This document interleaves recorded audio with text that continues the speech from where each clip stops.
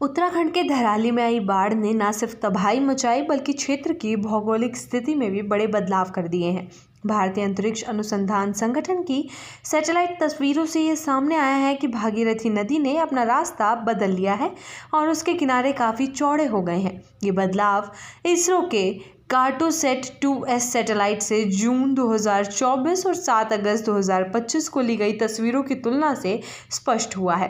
तस्वीरों से ये भी पता चला है कि धराली गांव के पास खीरगंगा में लगभग 20 हेक्टेयर क्षेत्र में भारी मलबा जमा हो गया है। ये मलबा करीब 750 मीटर लंबा और 450 मीटर चौड़ा है। खीरगंगा भागीरथी नदी की एक महत्वपूर्ण सहायक नदी है और इसका संगम धराली गांव के पास होता है। बाढ़ के बाद खीरगंगा के रास्ते में बड़ा बदलाव देखने को मिला है। पहले की तुलना में अब नदी का बहाव दाहिने किनारे की ओर हो गया है।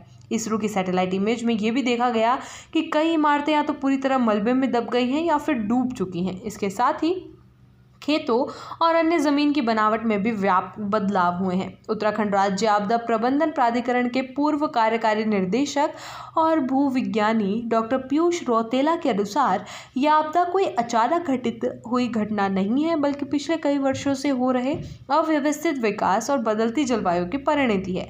उन्होंने बताया कि खीरगंगा के बाएं किनारे पर पहले से एक त्रिकोणीय मलबे का ढेर मौजूद था जो किसी पूर्व की आपदा में जमा हुआ था। इस क्षेत्र का उपयोग लोग पारंपरिक रूप से खेती के लिए करते थे और घर ऊंचे स्थानों पर बनाए जाते थे ताकि बाढ़ और भूस्खलन से बचाव हो सके। हालांकि बीते 10 वर्षों में तीर्थयात्रियों और पर्यटकों की संख्या में भारी वृद्धि के कारण इस क्षेत्र में बसावट और व्यावसायिक गतिविधियां बढ़ी। लोगों ने मलबे वाले अस्थिर क्षेत्रों में भी घर और दुकानें बनाना शुरू कर दिया। इसका नतीजा ये हुआ कि जब भारी बारिश और बाढ़ आई तो खीरगंगा ने अपना पुराना रास्ता फिर से पकड़ लिया और सारा मलबा बहा ले गई, जिससे भागीरथी नदी का प्रवाह भी प्रभावित हुआ और नदी के किनारे की स्थिरता पर गंभीर असर पड़ा। हाइड्रोलॉजिस्ट्स ने इस प्रकार के भौगोलिक बदलाव को दूरगामी परिणामों वाला बताया है। उनका मानना है कि जब कोई नदी अचानक अपना रास्ता बदलती है तो उसकी गति बढ़ जाती है, जिससे किनारों पर कटाव तेज हो जाता है।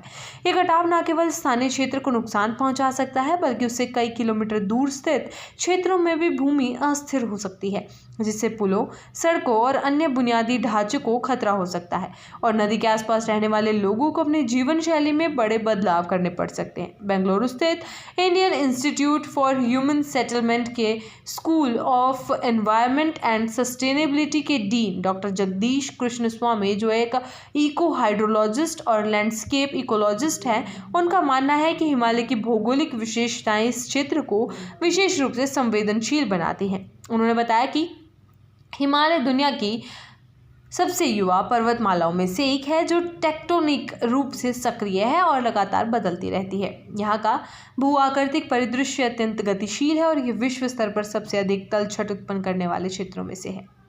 उनका ये भी मानना है कि अस्थिर भूमि पर बनाए गए तटबंध और सुरक्षात्मक दीवारें केवल एक सुरक्षा का भ्रम देती हैं। उन्होंने कहा कि अगर हम हिमालय की संवेदनशीलता और जलवायु परिवर्तन की गंभीरता को नजरअंदाज करते हुए बुनियादी ढांचे का निर्माण करते रहेंगे तो हम अनजाने में हजारों लोगों और संपत्तियों को अत्यधिक जोखिम में डाल रहे हैं।